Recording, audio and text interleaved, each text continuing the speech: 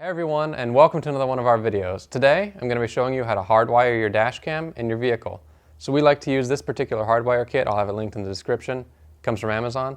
And we like to use these KD-Lynx X1 dash cams because they have GPS. We have 4 of these in 4 of our vehicles. So today I'm going to show you how to install one of these and have it hardwired to your vehicle so it turns on whenever you turn your car on, and using the dash cam is a hassle-free experience.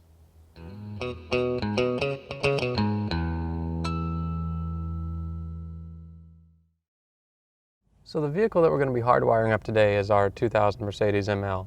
And we're going to be tapping into the fuse box to a switched fuse using an add a fuse in order to have the camera turn on with the ignition. So the challenge that arises whenever we do that on this particular vehicle is whenever we're running the cable through this crevice right here. And the reason that's an issue is because if you try to run the cable up through there, the USB connector will fit, but this power block won't. And if you try to run it down, if you permanently crimp on the add a fuse to the open end of this cable, the add a fuse isn't going to fit through there either. So what we're going to have to do is add a spade connector or some sort of other connector to the end of the positive lead to connect that to the add a fuse, and then the ring terminal for the ground will obviously fit through that crevice. So that's going to be the challenge there, but we should have that sorted out, and I'll show you how to do the wiring whenever we step over to that later.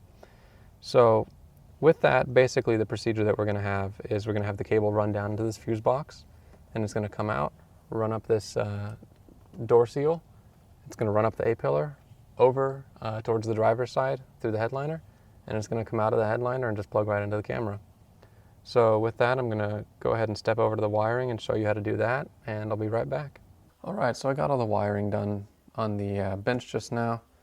I have the add a fuse set up with the proper fuse for this with a female spade connector on the end.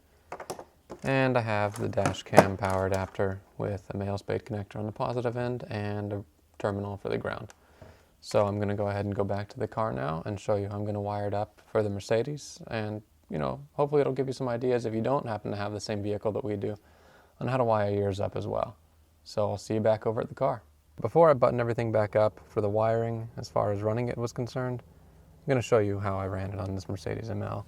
So, as you can see, it comes in the fuse box, runs up, runs through this crevice, and I have the door seal pulled off right here, as you can see. And it runs up, back behind the dashboard. There's a crack in between the dashboard and the actual body of the vehicle. Stuffed it up through there, comes up, runs wedged between this foam and the A-pillar, reuses the factory wiring harness clamps that go up to the roof, and runs along the top of the headliner all the way to the middle. As you can see, it comes down and plugs into the dash cam there.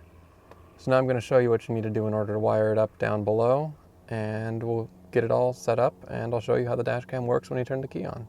At this point, I have the dash cam all wired up here in the fuse box. You can see the negative lead goes down to a ground bolt. Good note is that not all bolts inside these fuse boxes are ground bolts, but in the case of the Mercedes ML, this one is. And you can see the positive runs up to the add a fuse.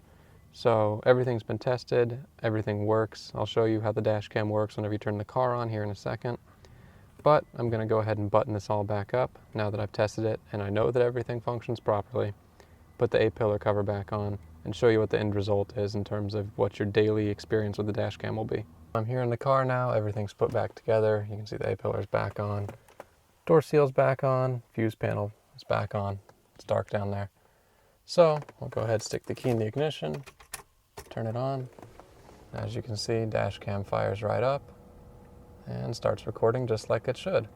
So, you know, whenever you're driving around every day, you're just going to start up your car, your dash cam's going to turn on, and you're going to be recording in case of an accident or something like that, so you'll be covered there. So with that, I want to thank you all for watching, and I'll see you in the next video.